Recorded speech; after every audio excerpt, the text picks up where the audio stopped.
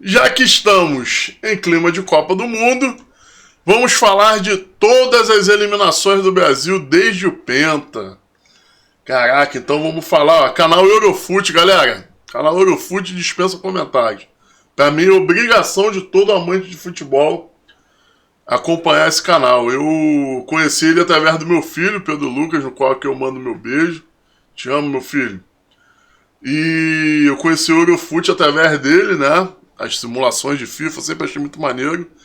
E um canal muito bem editado, né? Tem umas paradas muito maneiras. Então vamos falar aqui, ó, das eliminações do Brasil, ó. Então vamos falar 2006, 2010, 2014, 2018 e 2022.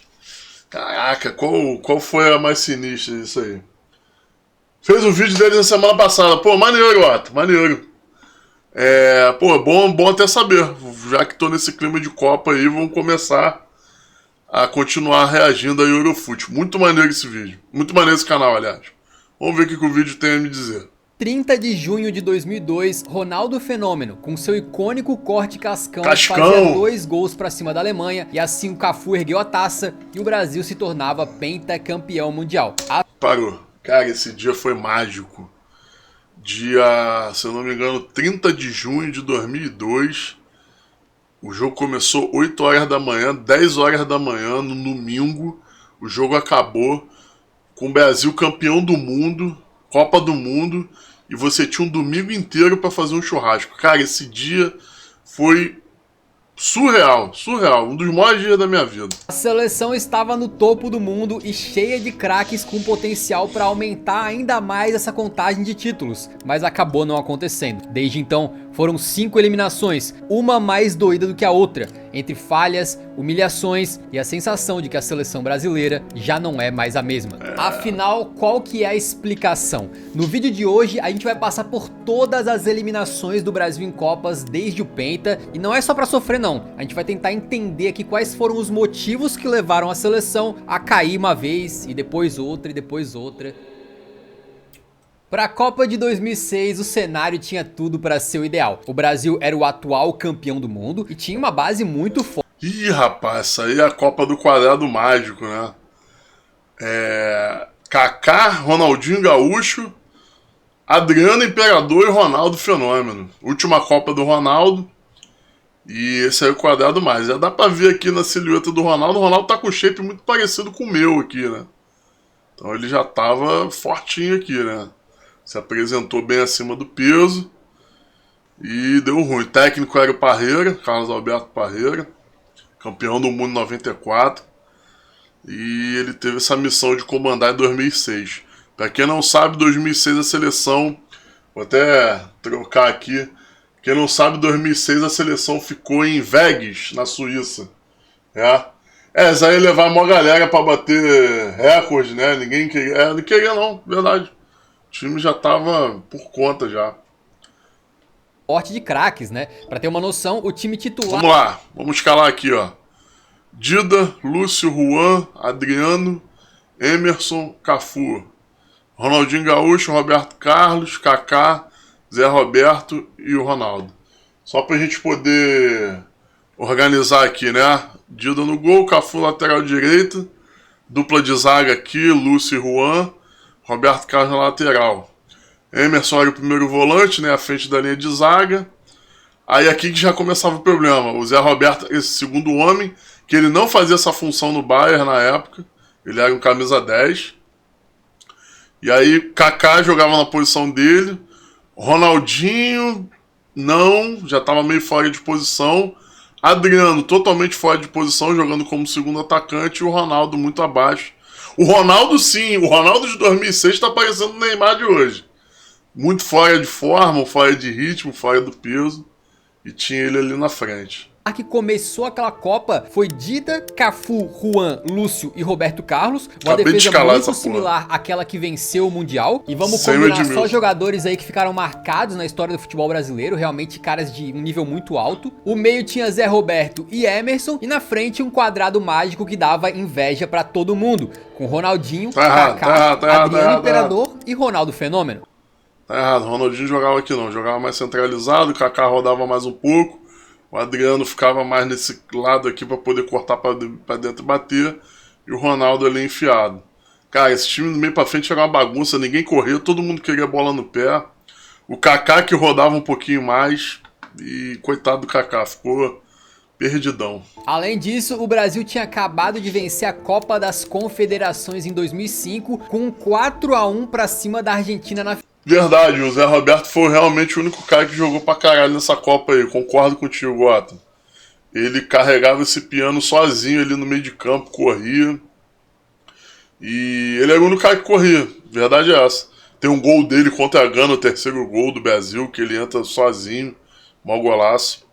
E esse jogo aqui foi o jogo que mais me iludiu na minha vida.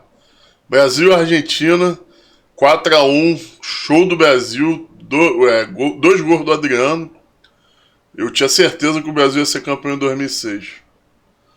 Uma coisa que a gente não pode ter na vida é certeza de nada, né? Final, o que o Globo Esporte definiu como um show histórico de uma geração de ouro. Para completar, o Ronaldinho tinha acabado de ser campeão da Liga dos Campeões com o Barcelona e tinha sido eleito o melhor jogador do mundo. Era o Bola de Ouro, enquanto o Kaká tava num nível tão grande que ganharia a Bola de Ouro no ano seguinte, em 2007.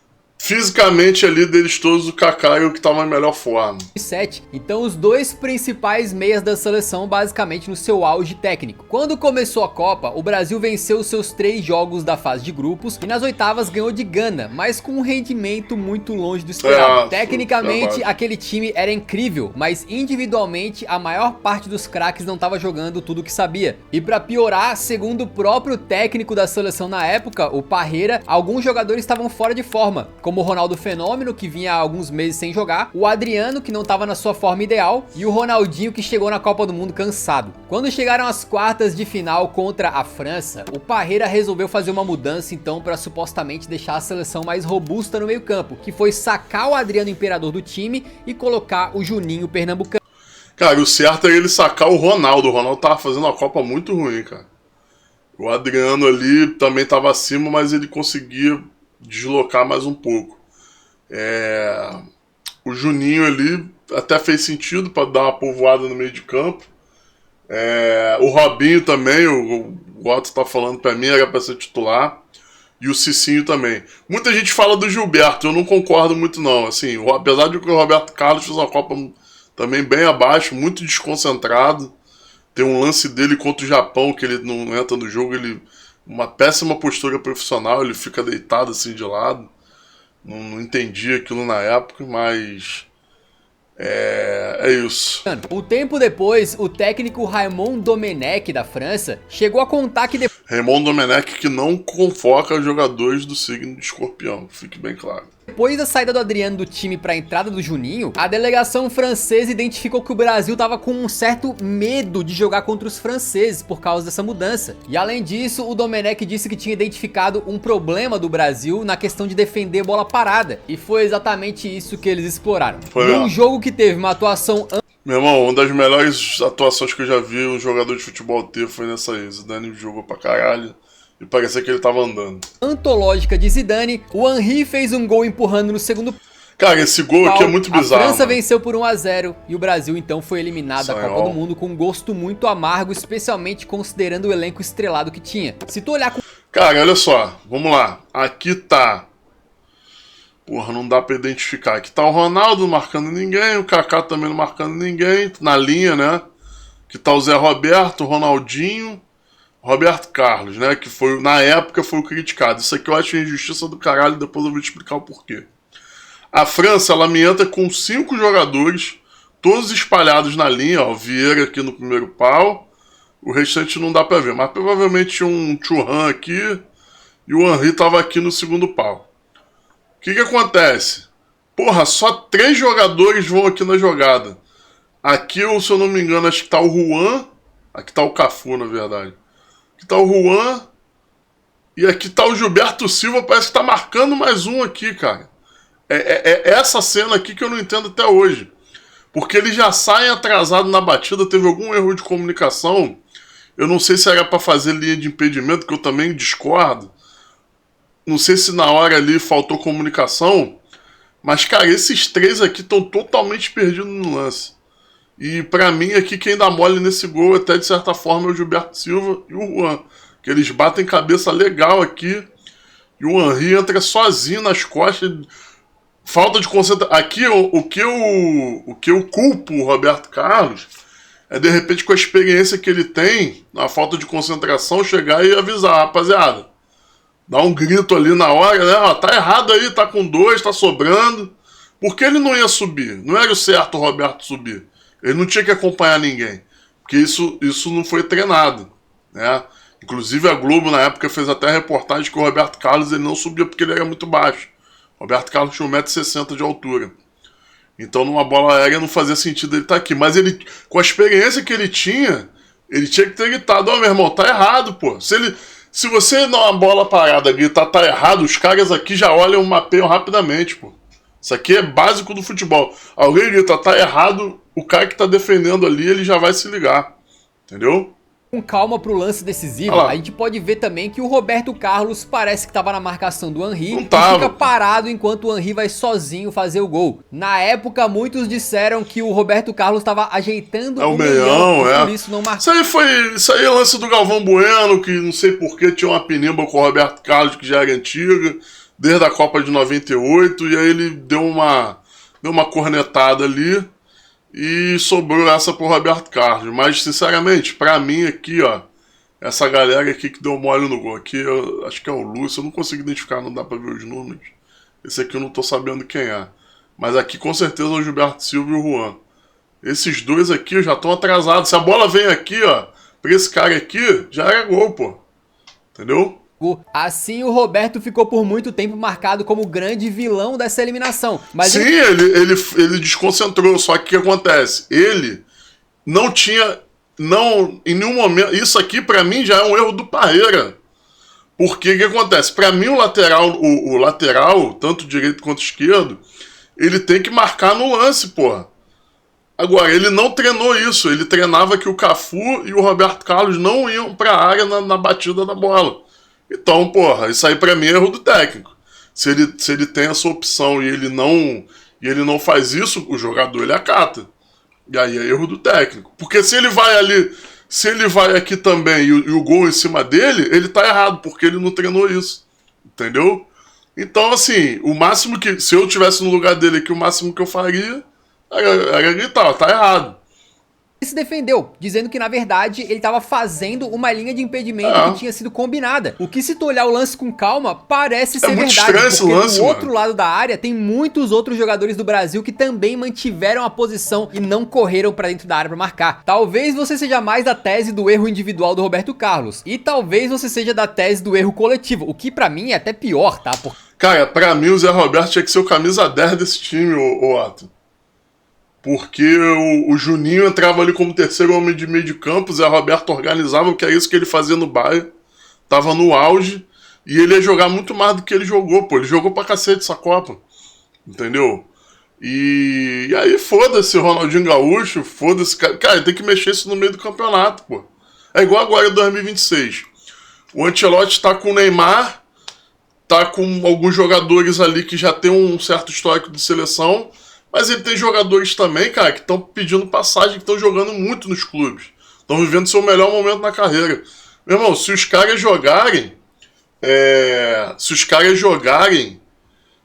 Se eles renderem ali, eles vão pedir passagem, tem que escalar os caras, pô. Porque se eles marcaram uma linha de impedimento ali e não fizeram, ficou aquela bagunça ali, então realmente é um erro mais profundo ainda. Refletindo sobre essa eliminação, o Parreira disse que o time não só não se preparou como deveria, como não tava com fome de ganhar aquela Copa. Ainda tem isso, esquecemos de falar isso. A preparação de 2006 é uma bagunça, né, em Vegas. Pô, fazer um carnaval no meio do treino, uma porrada de jornalista, os treinos todos abertos, cara, é uma bagunça total.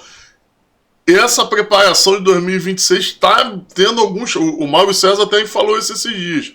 A própria convocação da seleção me lembrou um pouco Vegas. Isso aí não é maneiro não, mano. Tem que dar uma blindada. Não tem que fechar igual quartel, mas também não pode ser bagunça, pô. Ele conta assim que em 94 o Brasil tava 24 anos sem ganhar, e aí os jogadores estavam desesperados por aquele título. Só que em 2006 o Brasil já tinha sido pentacampeão 4 anos antes, então eles meio que estavam de barriga cheia, entendeu? Então se tu puxar os motivos pra essa eliminação, com certeza não foi só um ou dois, foi uma mistura de muita coisa que deu errada. Mas pra 2010, muita coisa poderia mudar. A seleção já tinha pouquíssimos remanescentes de... Cara, todo mundo fala mal desse time, mas eu gosto desse time, mano. Era um time de operário, me lembrava um pouco, assim, a seleção de 94, que é a seleção de 2010. 2002, já que o Ronaldo não era mais convocado, o Ronaldinho também não foi, e o mesmo vale para outros jogadores históricos daquela seleção, como Cafu e Roberto Carlos. Adriano Imperador, que já tinha voltado pro Flamengo, também não foi convocado, mas apesar de entrarem outros nomes no lugar, a renovação da seleção talvez não tenha se dado da maneira como a gente esperava. Quando a gente pensa em alguns dos principais craques da história da amarelinha, concordo plenamente. Cedo, né? O Pelé decidiu uma com 17. O Ronaldo Fenômeno não jogou, mas estava lá em 94. O Kaká foi muito novo para a Copa de 2002. E quando chega agora para 2010, o Kaká é justamente o cara mais experiente. E os jovens que estavam brilhando naquele período no Brasil, que o povo clamava pela convocação, eram Ganso e Neymar. Cara, eu lembro disso, do Ganso e do Neymar, mas não sei, com certeza não seriam jogadores que iriam resolver a Copa. O Neymar no Prime não resolveu a Copa, cara. Isso é uma verdade. Ele teve o auge, tudo bem. O Neymar se machucou em 2014, 2018, a gente vai ver a porra toda aí. Até em 2022 ele machucou. E tá machucado em 2026. Ele nunca chegou numa Copa 100% das suas condições físicas. Isso é um fato. Mas em 2010 ele ia ser o cara que ia estar ali no grupo. Que aí sim, de repente você levaria ali no lugar de um Tyson da vida, que foi um Neymar. De repente você levaria para poder dar mais cancha para 2 Copas aqui para frente, né? É igual o caso, o Ryan ele tá indo agora para 2026, mas ele tá sendo preparado para 2034. Não é agora essa Copa que ele vai resolver. Entendeu? Ele levou o Kleberson, uma viagem, isso aí o Dunga viajou mesmo.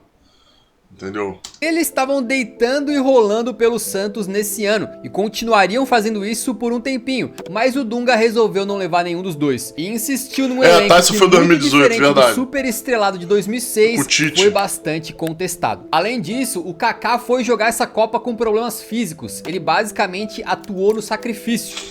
Então, esse time de 2010 aí era o seguinte, era um time extremamente trabalhador. Todo mundo marcava, dava porrada, até o Luiz Fabiano dava porrada. Só que o que acontece? O time do Brasil era um time que faltou um cara desse, assim, igual o Kaká, no Prime.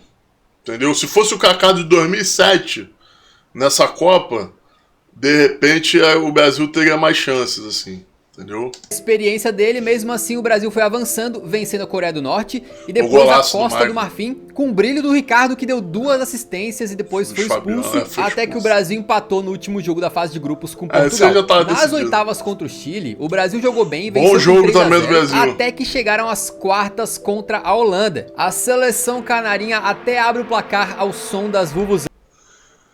Cara, esse jogo aí, caralho, mó bolão do Felipe Melo, né? Passe do Felipe Melo pro Robinho. Cara, esse jogo aí, no início, era pra ser uns 2-3-0 pro Brasil fácil. Teve um gol, pouca gente fala disso, teve um gol anulado que é muito parecido com essa jogada. Entendeu? E foi gol do Robinho também. E anulou o gol. Mas teve uma defesa do Stecklenburg também, numa bola do Kaká. O Otto fala aqui de não ter levado o Marcelo, né, em 2010. Eu também concordo, acho que tinha que ter levado. Mas eu acho também que depois, mano, 2014, eu tenho uma imagem meio negativa do Marcelo em Copa do Mundo, sabia, cara? Eu não sei se ele seria esse cara que resolveria, não. Mas, de novo, erros individuais se mostrariam. Felipe Melo, cara, essa aí tá na conta do Felipe Melo, mano, desculpa. O cara até é bom comentarista aí, a galera tá elogiando e tal, mas, mano, essa aí, zero controle emocional. Ele perdeu a porra do jogo. Capitais. Já no segundo tempo, o holandês Sneijder manda pra área. O Júlio César e o Felipe Melo não se entendem, a bola toca na careca do Felipe. Cara, esse é o tipo de gol que você não pode tomar na Copa do Mundo, irmão. Não pode, quarta de final, isso aí é inadmissível. Isso é inadmissível tomar um gol desse. Não vou nem falar quem tá certo ou quem tá errado, mas isso é gol de pelada, gente. Porra, essa é quarta de final de Copa do Mundo, porra. Não pode tomar um gol desse, não. E entra pro gol de empate. Pouquíssimo tempo depois, a Holanda tem um escanteio. Outro depois gol, de uma casquinha no primeiro pau. Outro gol também de bobeira aqui. Vamos ver aqui a sequência. O Felipe Melo, que tava marcando o Sneijder, simplesmente fica parado e deixa o meio abaixinho, livre. Cara, pra mim essa bola aqui não tem culpa do Felipe Melo. Porque o erro aqui é o de Christ no primeiro pau aqui desviar essa bola, pô. Irmão, o desvio primeiro pau já fudeu a zaga todinha aqui, filho. Sistema defensivo aqui, deu mole. O Luiz Fabiano deu uma dormida aqui nesse lance. O que tava marcando o Sneijder simplesmente fica parado e deixa o meio abaixinho, livre, pra fazer o 2-1 de cabeça pra virar o jogo. O Júlio César não tem a mínima reação, foi muito rápido. Como se não bastasse ter falhado nos 2 gols, o descompensado do Felipe Melo, que bem verdade deu assistência pro gol do Brasil, dá um pisão violento no Robin. Ele perdeu o jogo aí, pô. Aí que ele perdeu o jogo, que era a hora do Brasil correr atrás. Eu lembro que o Brasil sentiu muito o segundo gol, muito mesmo. O time não sabia o que fazer. E aí ele me faz essa porra aí. Acabou a Copa, mano. E é expulso. E o Brasil, com 1 a menos, não teve forças pra reagir e foi de novo eliminado nas quartas da Copa do Mundo. Quando eu fui olhar a ficha da partida pra ver o banco de reservas, né? Eu acabei notando que quando o Brasil precisou fazer um gol de empate, a única alteração do técnico Dunga foi colocar o Nilmar no lugar do Luiz Fabiano. Não sei se ele teve medo de botar a seleção mais pra frente, porque tava com 1 a menos, ou se ele não confiava nos jogadores que tinha no banco. E agora talvez seja muito fácil falar, mas será que botar um Neymar novinho, rápido, do jeito que ele era, driblador pra tentar fazer alguma coisa ou pegar um contra-ataque não era uma boa ideia? Mas ele ia queimar o moleque, pra Copa. Então, se a gente for tentar trazer uma lista dos motivos pra essa eliminação, tem bastante coisa, né? A renovação foi meio capenga, o maior craque tava jogando no sacrifício, teve um jogador atuando pro rival e depois perdendo a cabeça, e claro, pela segunda Copa seguida, o Brasil era eliminado em lance de bola parada. O que não ficaria por aqui, porque voltaria a ser um problema no futuro. Mas relaxem que para 2014 o Petkovic prometeu que as coisas seriam diferentes. E de fato muita coisa mudou. Porra, o Neymar não só começou a ser convocado, como ganhou cada vez mais espaço e se tornou o craque e camisa 10 do Brasa para a Copa de 2014. Essa aí particularmente para mim é a melhor versão do Neymar em seleção brasileira, né? Diz ele que não, ele fala que o prime dele foi no PSG. Mas assim, fisicamente falando, o Neymar tava na ponta dos cascos aí. No Brasil. O fator casa fazia muitos colocarem o Brasil como um dos favoritos para essa Copa do Mundo. Até porque, 1 ano antes, o Brasil tinha vencido a Copa das Confederações, metendo um... Porra, esse jogo, caralho, maluco. Brasil me... Como é que fala? Outro jogo que me iludiu pra caralho também. A Copa das Confederações, ela surgiu pra iludir o brasileiro, mano. Pô, esse 3-0 o Brasil jogou bola demais. Tudo bem, deu uma sorte. Teve um lance do Felipe Luiz que ele tirou a bola em cima da linha. O Brasil acha um gol muito cedo com o Fred.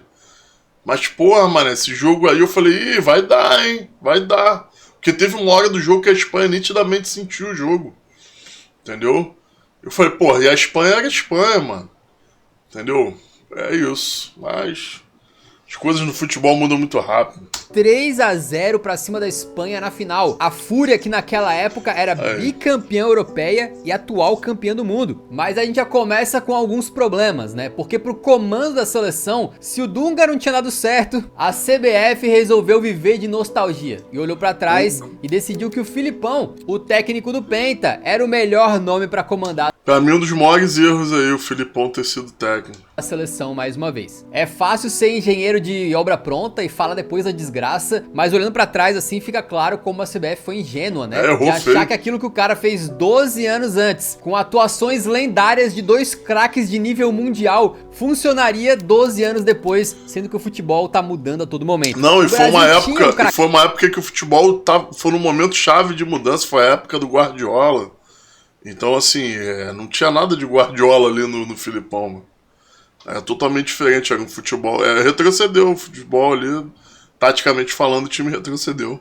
fracasso naquele momento, que era o Neymar. Mas fora ele, eu diria que as coisas estavam um pouquinho complicadas. A gente tinha alguns bons jogadores que nunca tinham conseguido ter nenhum grande destaque na seleção antes, e até mesmo quando a gente pensa nos maiores nomes, alguns não tinham conseguido fazer grandes carreiras pela seleção brasileira. O Marcelo é um desses, né? Durante a carreira dele, ele virou um dos maiores jogadores da história do Real Madrid, um ídolo por lá, considerado por muitos aí como um dos melhores laterais da história, mas em 2014 ele não tinha construído toda essa reputação ainda, e pela seleção nunca tinha conseguido jogar muita bola e realmente não conseguiu mesmo depois dessa Copa. E inclusive na estreia contra a Croácia foi ele que fez o primeiro gol da Copa, justamente contra, né? Mas tudo bem porque o Neymar foi lá e decidiu contra a Croácia, depois fez o Neymar tava jogando muito aí nessa época. Porém no mata-mata que as coisas começaram a ficar bem feias, na verdade. Nas oitavas contra o Chile, o Brasil começou a mostrar essa rachadura do time, que não conseguiu vencer os chilenos no tempo regulamentar, ainda tomou... Pô, só que esse time do Chile, ninguém fala isso, mano. Esse time do Chile era bom pra caralho. Esse time do Chile era absurdo. Ó, vi ali Medel, só a dupla de volante era Medel e Vidal, pô, os caras no Prime. Né, a galera que veio da Laú do Sampaoli. Pô, tinha Vargas, tinha uma galera boa pra caralho, Bocejú. O Pinilha que era o ruim ali, que quase que eliminou o Brasil.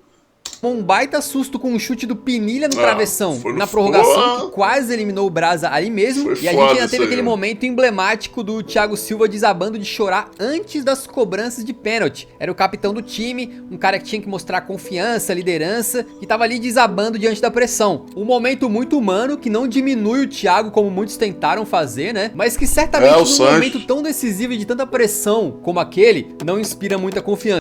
Cara, esse lance aí do Thiago Silva, cara, não tem como você controlar a emoção ali, não tem como você transparecer forte ou fraco. Ali o inconsciente dele trabalhou mais forte do que tudo, pô. Cara, eu vi alguém falar isso esses dias. Ninguém tem a ideia do que é você disputar uma Copa no Mundo do Brasil, o nível de pressão que é. Os caras falam, os jogadores falam que é muito melhor você jogar uma Copa lá na Casa do Chapéu, que vai ter uma torcida ali organizada, do que aqui no Brasil. Porque aqui no Brasil, meu irmão, os caras vão respirar aquilo ali. Então, eles sofreram muita cobrança. Naquela época estava começando bem devagarzinho esse problema político que a gente tem aqui no país hoje. Né, esse câncer político aí que a gente tem dessa porra, dessa polarização, essa perda de tempo. E aí, é isso, cara, é isso. Então, assim, não dá pra julgar muito também não. O cara é capitão, poderia ser forte. Mas, mano, talvez eu no lugar dele poderia estar fazendo uma coisa até pior. Com toda a preparação do mundo, é muita pressão, mano. Vocês não têm noção do que... Cara, eu sou presidente de um clube que joga campeonatos amadores sub-13. O nível de pressão é absurdo. Imagina a Copa do Mundo do Brasil. Isso não consegue... Eu não consigo passar isso na minha cabeça. É absurdo. Deve ser um negócio assim... fora do normal. O Brasil passou nos pênaltis, é verdade, mas foi um gostinho do que viria pela frente. Júlio César foi o herói, né? Quartas, um jogo muito marcante com um gol do próprio Thiago Silva de escanteio. Pô, esse jogo o Brasil jogou bem, cara. Esse jogo foi bom. O Brasil começou também achando um gol rápido, aí depois no segundo tempo teve esse pombo sem asa aí do Davi Luiz.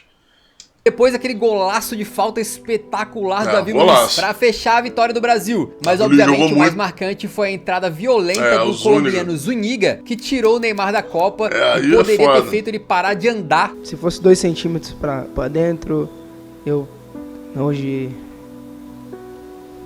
poderia estar de cadeira de roda, né? Para a semifinal, então, o Brasil chegava sem o seu grande craque, o Neymar, que vinha decidindo tudo até aqui, né? E sem o capitão Thiago Silva, que ficou suspenso. Duas grandes... Porra, isso aí pode escrever, mano. O Thiago Silva cabaçou pra cacete nessa suspensão aí.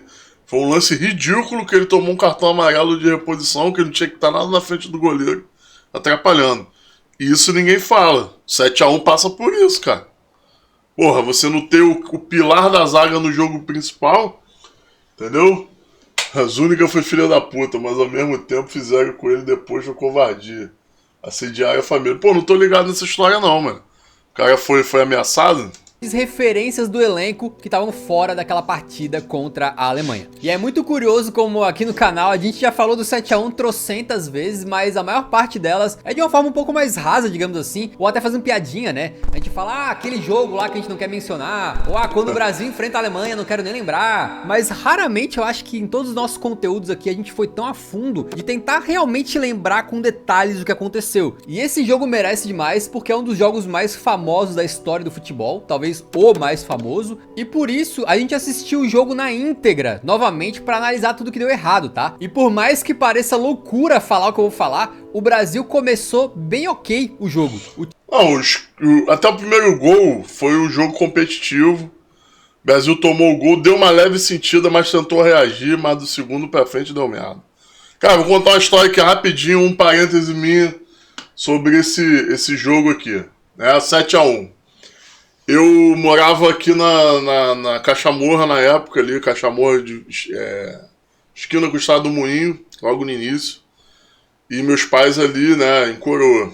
Aí eu falei que ia assistir o jogo na casa deles, na época eu tinha um Celtinha vermelho. Aí, eu falei, pai, vou aí, depois do almoço, a gente vai ver o jogo aí. Beleza. Cara, só que eu falei isso num dia anterior. No dia anterior eu pedi Cara, esse dia do jogo, 7 eu quase morri, tava grávida da minha filha, meses depois do jogo ela nasceu. Caralho, que merda. Então, aí comigo não foi muito diferente disso não. Não tava grávido, obviamente. Mas eu, passei malzão, mano. O que aconteceu? Eu lembro que eu tava muito confiante. Brasil passava ali, era final de Copa do Mundo, Caralho, eu tava doido pra ver aquilo. Aí eu botei a camisa da seleção, tinha uma camisa da seleção azul na época. Botei a camisa. E aí eu fui ver. Eu falei assim, vou dormir do dia pro outro já com a camisa do jogo. Aí o que eu fiz? Eu tinha pedido um lanche, eu não vou falar onde aqui, porque o lugar é conhecido aqui em Campo Grande. Aí pedi um lanche, sempre pedi ali, como de vez em quando lá até hoje. Pedi o lanche, comi um lanche, mano.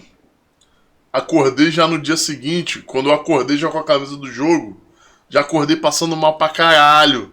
Vomitando muito, passando muito mal, mano. Aí eu falei assim, caralho, mano, que porra é essa? Me deu febre. Passando muito mal, aquela sensação ruim. Aí eu acordei já vomitando, eu já despertei pra vomitar de manhã cedo. Aí acordei vomitando. Aí eu, passando mal, tomei remédio. Aí, vamos pra Coroa, vamos pra casa dos meus pais. Aí beleza. Entrei no carro, quando eu cheguei ali no sinal da estrada da Cachamorra, abri o sinal e já parei ali mais à frente, onde tem um trailer ali, um food truck. Obviamente o food truck tava fechado, porque era de dia. Eu abri, vomitei a porra toda, vomitei de novo, passei mal. Mas aí eu dei uma última vomitada, que é o que eu precisava pra botar tudo pra fora. Mas aí fui pra Coroa Grande passando muito mal, dirigindo. Aí cheguei na casa dos meus pais, minha mãe, me deu uma moral ali, me cuidou. Eu lembro que ela me deu mais um remédio. E esse remédio que ela me deu, eu não conheço nada de remédio, não lembro. Eu apaguei. Eu dormi no quarto dela. Ar-condicionado, eu lembro que o dia estava um pouco quente nesse dia. Dormi. Isso era meio-dia em ponto. Não lembro nem de ter almoçado. Aí eu, dormi. Cara, quando eu acordei, eu botei o celular para despertar 3h30, que eu ia assistir o jogo de qualquer forma. Quando deu 3h30, o jogo era 4 horas. Quando deu 3h30, eu falei assim, cara, acordei. Quando eu acordei novo, acordei 100%, como se não tivesse nada. Falei, vamos caralho, vambora. O Brasil vai ser campeão dessa porra, melhorei. Agora que eu tô melhor, vou ver o jogo, cara. Quando eu comecei a ver o jogo, era melhor ter passado mal, né? Continuado passado mal. Foi foda, velho. 7 a 1 foi foda.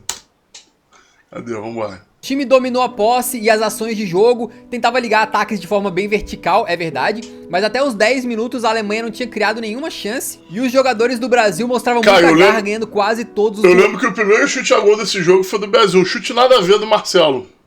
uma bola sobrou ali, ele tentou chutar, não arrumou nada.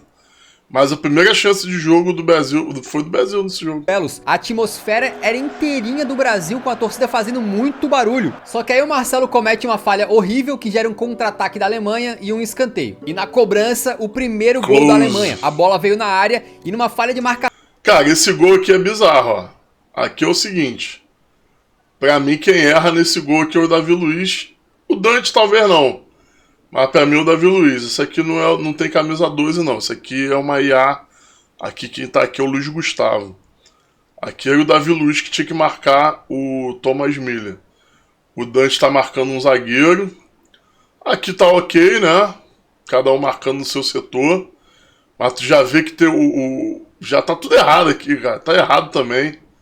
Bola parada, o Brasil pagando preço de novo. Bizarra, porque tinham 6 jogadores do Brasil pra marcar só 4 da Alemanha. O Miller apareceu livrinho pra marcar. Mais um erro de bola parada punindo o Brasil. Mas assim, na minha cabeça, depois que o Brasil tomou o primeiro, todos os outros foram assim, ladeira abaixo. Mas revendo o jogo, o Brasil, na minha opinião, reagiu muito bem ao primeiro gol. Permaneceu competitivo e aos 21 minutos a torcida gritava: eu acredito, foi na época do Galo, né? No 23 veio o golpe fatal. Uma falha de marcação bizarra do Marcelo. Aí, ó o Marcelo aí, ó. Falei, ó, do Marcelo. Marcelo, pô, excelente jogador, mas olha aqui, cara.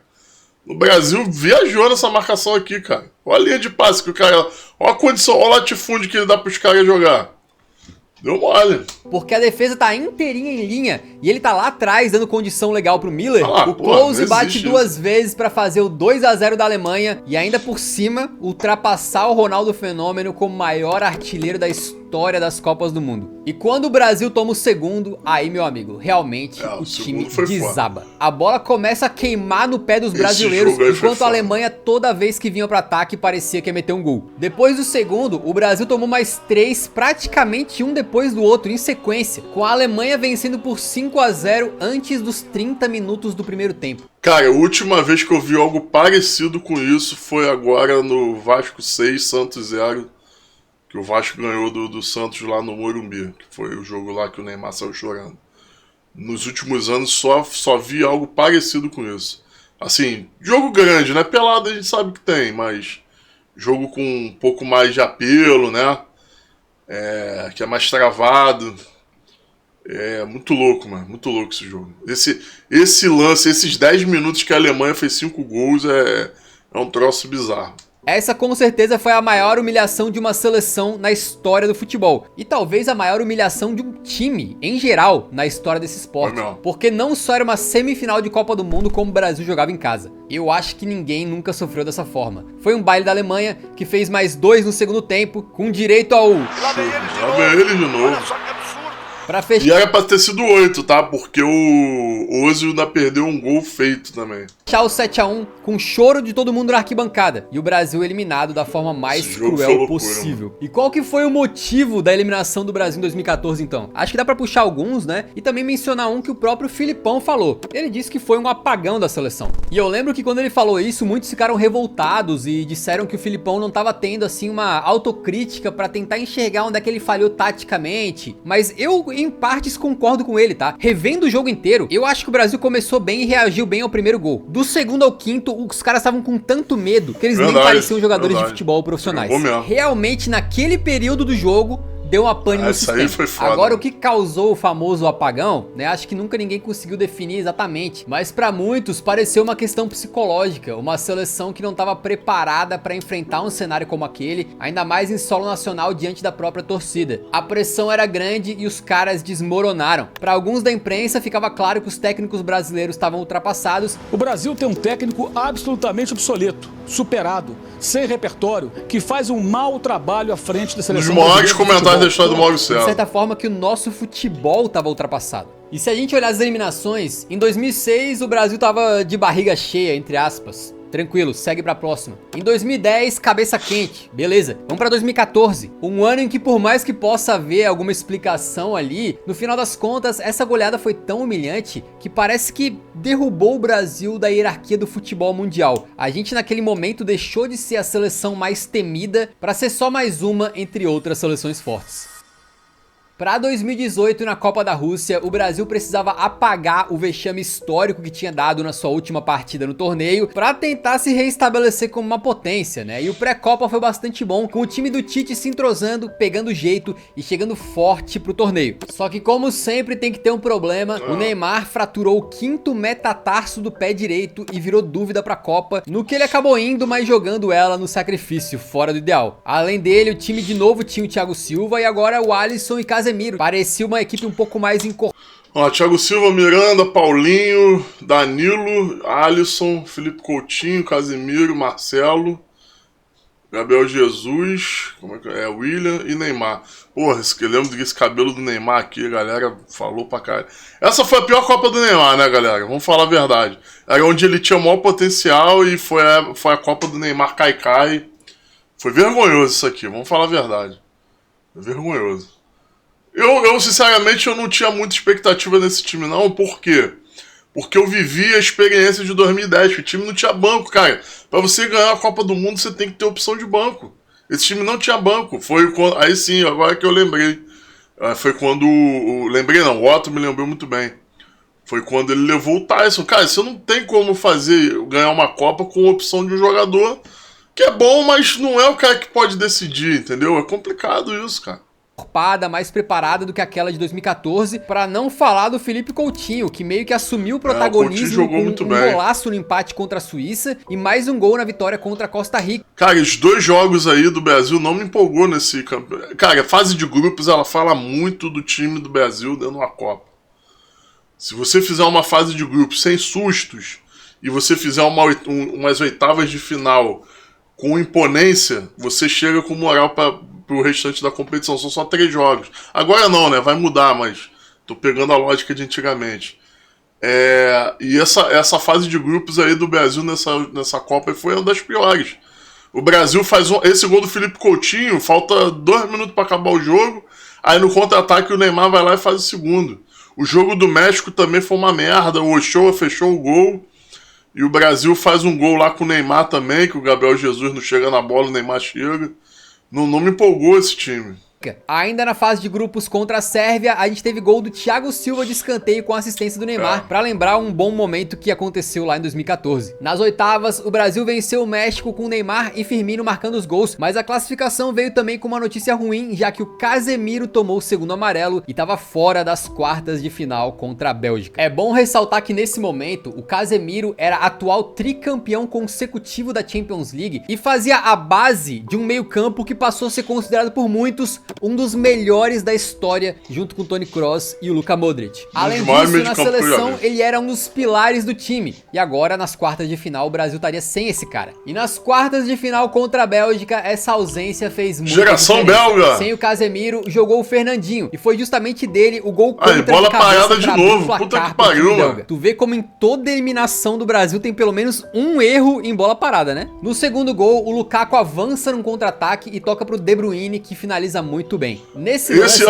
gol aqui, e toca pro De Bruyne. Esse gol aqui pra mim também tem um errozinho de leve do Marcelo, que ele não encurta no De Bruyne, pô. Tem contra-ataque ali, tudo bem que tinha um com ele aqui, mas ele tinha que dar uma encurtadinha. No final que ele levanta o pé ali, mas tem que encurtar ali, pô. De Bruyne bate na cara dela ali, acelerou a bola, pô. De frente pro gol, não dá pra fazer isso não. Finaliza muito bem. Nesse lance ficou muito marcado o Fernandinho, que pra muitos deveria ter feito a famosa falta tática no Lukaku, parando o homem de qualquer maneira possível pra que a Bélgica não tivesse o campo livre pro contra-ataque. Revendo o lance aqui, eu achei que essa crítica, apesar de justa, é um pouco exagerada. Esse lance de contra-ataque acontece muitas vezes em vários jogos e não me parece uma falha tão grotesca do Fernandinho como a gente tentou fazer parecer na época, né, vilanizando muito o homem. Inclusive, o Paulinho, na mesma jogada, chega e tenta matar a jogada no carrinho, mas o Lukaku acaba escapando. Depois a gente sabe que o Renato Augusto ainda descontou, mas o Courtois tinha fechado o gol. É foda, meu irmão. 2x0 pra tu correr atrás. 2x0 pra tu correr atrás em quarta de final de Copa, já era, filho. Acabou. Ia pra colocar toda a culpa no Fernandinho, mas eu acho que é uma simplificação um pouco da eliminação, né? Talvez um fator um pouco maior seja a falta de profundidade de uma seleção que, quando ficava sem os seus melhores jogadores, não conseguia substituir a altura. E assim o Brasil foi eliminado mais uma vez. Vergonha é uma palavra muito forte pra essa eliminação. eu acho que não é pra tanto, mas de qualquer maneira começou a ficar um gosto mais amargo, porque, pô, se em 2006 a gente caiu pra França, em 2010 pra Holanda, em 2014 pra Alemanha, seleções grandes. Em 2018 o Brasil caiu pra uma seleção que comparativamente, em termos de legado histórico, é muito pequena, apesar de que tinha, claro, uma ótima geração. Mas esse roteiro se repetiria de novo em 2022. Para a Copa no Catar, não tem como a gente não dizer que o elenco agora estava muito mais encorpado e parecia mais interessante. Além do Brasil manter aquela base com Alisson, Thiago Silva, Casemiro e Neymar, treinados pelo Tite, desde então surgiram outros nomes de protagonismo para a amarelinha. O Rodrigo, que já tinha sido raio e decidido alguns jogos importantes para o Real Madrid, e o Vinícius Júnior, que de uma Copa para outra tinha se tornado um dos melhores jogadores do mundo, e de certa forma a gente até esperava que ele pudesse dividir um pouco o protagonismo da seleção com o Neymar. E falando no Ney, vale lembrar que em 2022 já era essa versão do Neymar que se lesionava toda hora. E depois da vitória de 2-0 contra a Sérvia na estreia, ele... Então, essa versão do Neymar aí é uma versão do Neymar mais cerebral, né? Ele já armando um pouco mais o jogo. Cara, eu vou ser bem sincero, na minha humilde opinião, não vou dizer tecnicamente, mas no conjunto da obra foi a melhor Copa do Neymar. Porque ele foi um cara que prendeu menos a bola, ele rodou mais o jogo, circulou. E foi uma coisa que é muito importante para um jogador de seleção brasileira na Copa do Mundo. Ele foi decisivo, entendeu? Ele foi a única Copa que eu vi ele realmente pegar um jogo grande, um jogo eliminatório e decidir numa jogada. Foi aquele gol na prorrogação. Essa Copa ali, realmente o Neymar, pra mim ele não teve culpa de nada. Ainda jogou no sacrifício, machucado, perdeu o jogo na fase de grupos, enfim. Ele se machucou de novo e ficou de fora do resto da fase de grupos. Enquanto todo mundo ficava de olho no Vini, foi o Richarlison que decidia aquele gol histórico de voleio. Contra a Suíça, um jogo difícil resolvido num golaço do Casemiro. Então, esse jogo da Suíça aí já me acendeu um sinal de alerta. O Brasil faz um primeiro tempo muito ruim e acha esse gol ali no final, um gol muito bonito do Casemiro. Mas, porra, já é um jogo que você já tinha que atropelar a Suíça. Fase de grupos, o time que quer ser campeão, ele tem que se impor, pô. Não dá pra ganhar um 1-0 pra Suíça e tá achando que tá tudo ok. Não. Seleção brasileira, irmão. Isso aí é a Copa do Mundo. Tem que se impor pra... Até os caras lá do outro lado falam assim, caralho, ó, os malucos tão jogando, mano. E aí mesmo perdendo contra Camarões, o Brasil já tava classificado pro mata-mata. Nas oitavas, o Neymar voltou marcando na goleada contra... Esse jogo, sim. Aí esse jogo é absurdo. Esse foi a melhor exibição do Brasil depois do pentacampeonato. Foi 4-1 jogo eliminatório. O primeiro tempo desse jogo o Brasil joga uma barbaridade. Foi nível técnico de campeão. Entendeu? Por isso que eu falo, a seleção de 2022 não era ruim não, era uma seleção boa, só que deu mole num detalhe ali. Essa eu via potencial de ganhar, mas perdeu no detalhe. E acontece, cara. Contra a Coreia do Sul. E aí chegou o fatídico jogo contra a Croácia nas quartas. Nessa época a gente já cobria a Copa do Mundo aqui no Eurão e ficou muito escancarado como o Brasil foi engolido no meio campo pela trinca de Brozovic, Kovacic e Modric, jogou pra caralho enquanto a seleção canarinha tinha o Casemiro sobrecarregado, o Paquetá de segundo volante e o Neymar de meia, mas funcionando como um armador atacante, né? Porque a gente sabe que na marcação ele não ajuda muito. Cara, o Paquetá não viu a cor da bola nesse jogo, mano. Impressionante. Porque o meio de campo engoliu. Tudo bem que o ataque da Croácia não produziu muito, né? Tinha ali o Perisic, tinha o Petkovic, foi o cara que fez o gol na prorrogação, mas durante os 90 minutos pouco acrescentou. Era um jogo pro Brasil ganhar de 1-0 ali, mas, cara, os caras da Croácia cozinharam o meio de campo ali, meu irmão, de um jeito absurdo. Com isso, a Croácia foi muito bem. E aí nem Richarlison, nem Vinícius Júnior, os caras não pegaram na bola, conseguiram decidir. E o 0-0 complicado fez o jogo ir pra prorrogação, até que o Neymar abriu o placar de maneira histórica. Um gol absurdo que classificava o Brasil. Tirava aquela sina de ficar caindo nas quartas de final. E mostrava que a gente estaria de volta lá no alto da hierarquia do futebol. E que o Brasil tinha que ser respeitado. E é aí que, faltando só 4 minutos pra acabar a prorrogação, o Brasil inexplicavelmente foi meio que todo pro ataque. E deixou a Croácia contra-atacar. A bola chegou no Bruno Petkovic, um cara extremamente limitado, que mandou pro gol. E o lance de azar ainda fez com que a bola batesse no Marquinhos e tirasse ela do caminho do Alisson. Alisson, bracinho de jacaré também do caralho, podia... Já sabia que a bola ia ali, enfim. Cara, esse lance aí deu tudo errado, mano. Desde o passe do Pedro, O Fred ali não cavou a falta, não sei por que subiu. O Casemiro não fez a falta, o Danilo tava machucado, podia ter caído e parado a jogada. Faltou muita malandragem ali também, mas, porra, foi uma falta de sorte do caralho, mano. Talvez foi o lance com mais falta de sorte que eu já vi a seleção ter. Pra Croácia empatar na prorrogação. É muito difícil explicar o que aconteceu aqui, né? Mas acho que o que mais fica na cabeça das pessoas é que o time do Tite era muito sólido, muito organizado. Pô, time bom, cara, não era ruim não. Inexplicável. Fez 1 a 0 Tio e em Antony, vez de se reorganizar e manter aquele resultado, foi pro ataque e deixou o meio campo e a defesa todos... O que o porra do volante tem que estar fazendo aqui, cara? 4 minutos pra acabar o jogo no prorrogação, o que esse cara tá fazendo aqui, mano? Buracados pra Croácia poder aproveitar. Não tem necessidade de vocês subirem. Isso aí o Neymar tá certo. Tá 1 a 0.